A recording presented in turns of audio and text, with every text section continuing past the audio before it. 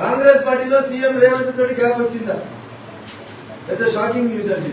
ఇలా హెడ్డింగ్ చూస్తే నేను కూడా కొద్ది రోజులు రిపోర్టింగ్ చేసిన కదా, వార్తల హెడ్ లైన్స్ వెనకాల ఏమున్నదో అర్థమవుతుందని ఒకసారి చూపిస్తే ఎంత దుర్మార్గమైనటువంటి హెడ్డింగ్ నడిపిస్తున్నట్టే. మీద పెడతారు Congress big shock to BRS party, కింద పెడతారు కాంగ్రెస్ లోకి Harish Rao. Congress game over, పరేషాన్ లో హైకమాండ్. హరీష్ రావు కాంగ్రెస్ లోకి ఏం చేయాలని కాంగ్రెస్ హైకమాండ్ పరిష్కరించింది. ఇన్ని వంటలు వాడిని వార్పిస్తుంటే ఏ వార్తలు ఉన్నాయి ఇవన్నీ? ఇంకెందుకు నడుస్తుందన్న ఈ ఛానల్? ఎప్పుడైతే ఈ ఛానల్లో ఎక్విప్మెంట్ దొరికిందో లోపల ఉన్న వాళ్ళందరూ తీసుకొచ్చి లోపల ఎందుకు ఎత్తలేరంట పోలీసు వాళ్ళు. ప్రభుత్వ ఉద్యోగులు వారిపోయారని చెప్తుంది కదా, వీళ్ళు ఎందుకు వారిపోయారట?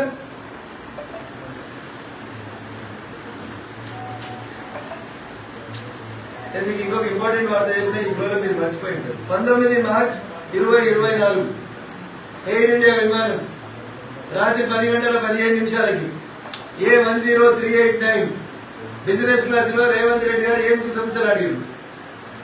నెలకెంపీ టికెట్ కోసం సంస్థలు అడిగిరా? లేదా 26 మంది నేనే తీసుకొస్తా టెలిఫోన్ ట్యాపింగ్ లో నన్ను అరెస్ట్ చేయమని అడిగిరా? లేదు పార్లమెంట్ ఎన్నికలు అయిపోయాక మా బీఆర్ఎస్ ఎమ్మెల్యేలని మెదక్ జిల్లాలను తీసుకోకు, ఉమ్మడి అభ్యర్థిని ఇద్దరం కలిసి పెడదాం, రఘునందన్ మీద కొట్లాడదానికి మధ్యలాడుకున్నావా? ఏం మాట్లాడేవాళ్ళ? అసెంబ్లీలో చూస్తే మస్తు చిటపట్లాడుతావు కదా, రేవంత్ రెడ్డిని చూస్తే చాలా ఎకసెక్కాలు మాట్లాడతావు కదా. బిజినెస్ క్లాస్ లో పక్కన కూర్చొని మనసు మాట్లాడేందుకు మనసు ఎట్లా వచ్చింది నీకు? పార్టీ నమ్మేస్తున్నావా? కేసీఆర్ కుటుంబాన్ని నమ్మేస్తున్నావా? నిన్ను నువ్వు అమ్ముకుంటున్నావా? మెదక్ జిల్లా బీఆర్ఎస్ ఎమ్మెల్యే నమ్మేస్తున్నావు హోల్సేల్ గా. దీని వెనుక ఇంకొన్ని కారణాలు, రీజన్స్ ఇంకొన్ని ఉన్నాయన్నా, వాటిని కూడా మళ్ళీ నెక్స్ట్ ఎపిసోడ్ లో కలిసినప్పుడు మాట్లాడుతున్నాం. Thank you very much. కేంద్రం జోక్యం చేసుకోవాలి. రాయమన్నాడు రేవంత్ రెడ్డి గారు అడుగుతారు. కర్ణాటకలో మా కాంగ్రెస్ వాళ్ళు ఫోన్ తిన్నారు, ఆంధ్రప్రదేశ్ లో జగన్మోహన్ రెడ్డి ఫోన్ తిన్నాడు. దీని విస్తృతి పెద్దగా ఉంది. కేసు నా దృష్టికి కూడా వచ్చింది. మా మిత్రుడు రఘునందన్ ఆరోపించిండు, వకీల్ సాబ్ ఆరోపించిండు. కాబట్టి లెట్ సిబిఐ ఇన్వెస్టిగేటర్ రాయమని ఉంది. ఎందుకు రాయాలన్నా?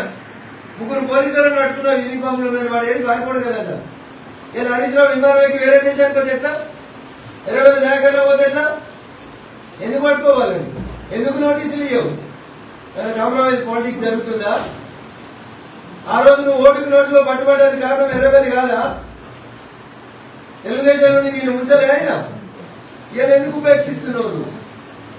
There are 100 questions which the Honorable Chief Minister has to answer. I hope that he will address. He will answer. ఒకవేళ అడగకపోతే బరాబరి. ముఖ్యమంత్రి ఉత్తరం రాసినోని, హైకోర్టు చీఫ్ జస్టిస్ ఉత్తరం రాయగలిగినోని, కేంద్ర హోంశాఖ ఉత్తరం రాయలేదు అన్న. But the elections are going on కాబట్టి దయచేసి రాష్ట్ర ముఖ్యమంత్రిగా మీరు రాస్తే సమంజసంగా ఉండదని నేను అనుకుంటున్నాను. మేము రాసో లేకపోతే కేంద్ర ప్రభుత్వం డైరెక్ట్ గా ఇన్వాల్వ్ అయితే మళ్ళీ మీలాంటి మీడియా మిత్రులే చెప్తారు.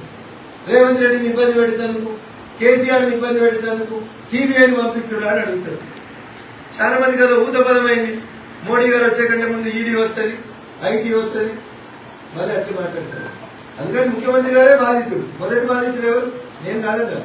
2015లో ఓటుకు నోటు బాధితులు ఎవరు? రేవంత్ రెడ్డి గారు. అప్పుడు బిడ్డ పెళ్లి చేసుకోవాలి, ఒకటే బిడ్డ ఆయన జైలుకి వెళ్ళి పెరోల్ మీద వచ్చి చేసుకోవాల్సిన పరిస్థితి కల్పించింది. ఎట్లు విడిచిపెడుతున్నావన్నా? ఆ రోజు ముఖ్యమంత్రి ఎవరు? ఆ రోజు డీజీపీ ఎవరు? ముఖ్యమంత్రి ఏముందో డీజీపీ డ్రాప్ చేస్తాడా? ఎఫ్ఐఆర్ వాళ్ళ పేర్లు రాసి తీసుకొచ్చి నువ్వు ఊకే చెప్తావు కదా, లాగుల తొండలు ఎక్కించి కొట్టాలని.